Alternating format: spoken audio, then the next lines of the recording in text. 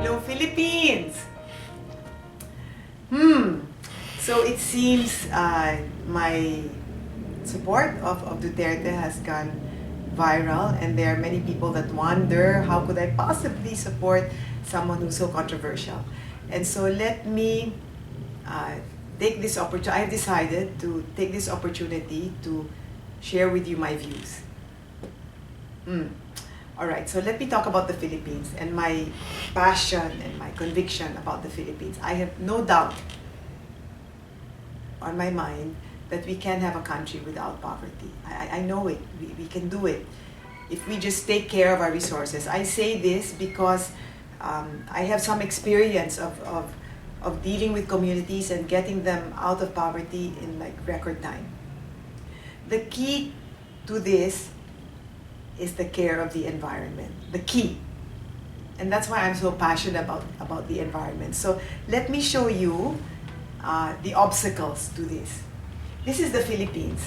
We're not a desert island, or we're an island ecosystem. That's where you have mountains and forests and mangroves and fishery resource. It's an island ecosystem. So anything done in that island sets a domino effect in the whole scenario. In that understanding, let us now see that the Philippines is the most vulnerable country to climate change. Number one and number two is Vanuatu and Tonga, but they are one islands. Okay, the Philippines is 7,000 islands. So in terms of temperature increase, typhoon incidents, decrease in rainfall, I mean everything, earthquake-prone areas. By the way, this is from the Manila Observatory. Earthquake-induced shallow landslide, distribution of volcanoes, tsunami-prone areas, everything. The Philippines is number one. And this is validated by our own experience growing up. I mean, every year classes are suspended. And look at this, just as late as November, December last year, typhoons getting fiercer, Philippines faces deadlier typhoons, Mindanao braces for more floods, you name it. This is just November, December. Knowing that, what if I were to tell you, like clearly, it's getting worse and worse. We're in a geohazard zone.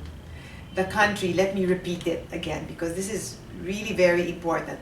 The country is in a geohazard zone. We are vulnerable to changes in climate and things like that, disastrous things.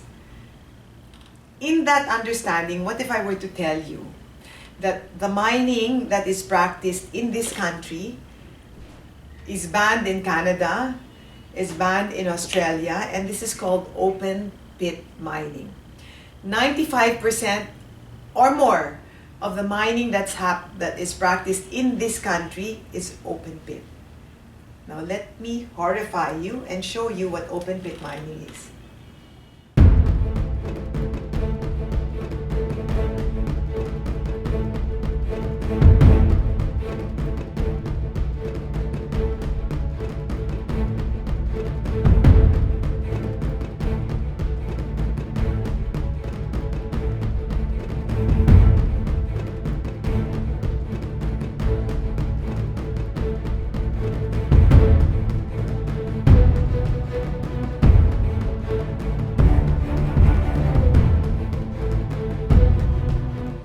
Isn't that horrifying?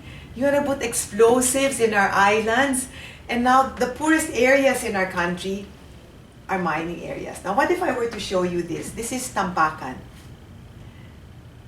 I showed you what open pit mining is. What if I were to tell you that in Tampakan, what they want to do is put up an open pit mine of 700 football fields. You know how big one football field is? This is 700 football fields affecting 4 provinces. Cotabato, Sultan Kudarat, Davao del Sur, and Sarangani, and 6 rivers. An open pit mine, 4 provinces, 6 rivers, and on top of hundreds and hundreds of hectares of agricultural land. I went there myself. That's like the food basket of Mindanao. It's crazy, and yet this mining endeavor got an ECC. It's okay. Okay, now let me show you this. The red lines are fault lines, and the round circles over there are where they're going to put that explosives. You're going to stimulate geodesic activity. Okay, let me show you another picture. Again, I took these pictures myself. This is small-scale mining. This is not large-scale mining. This is not even 1/10 of a football field. This is using hoses of water to drive away the topsoil. Now, when they do that, and it's done at night because it's illegal, whatever is there goes down, and look at what happens. What's going down, when it hits the agricultural land, it looks like cement. You're going to put up an open pit mine of 700 football fields to do this? It's like crazy. You say, oh, we're going to put up a dam and the dam will never break. But what if it does? And who is taking the risk here? The people there? The farmers? The fishermen? Is that fair to let them take the risk? Our rivers, our streams? For what? For who's going to make the money here?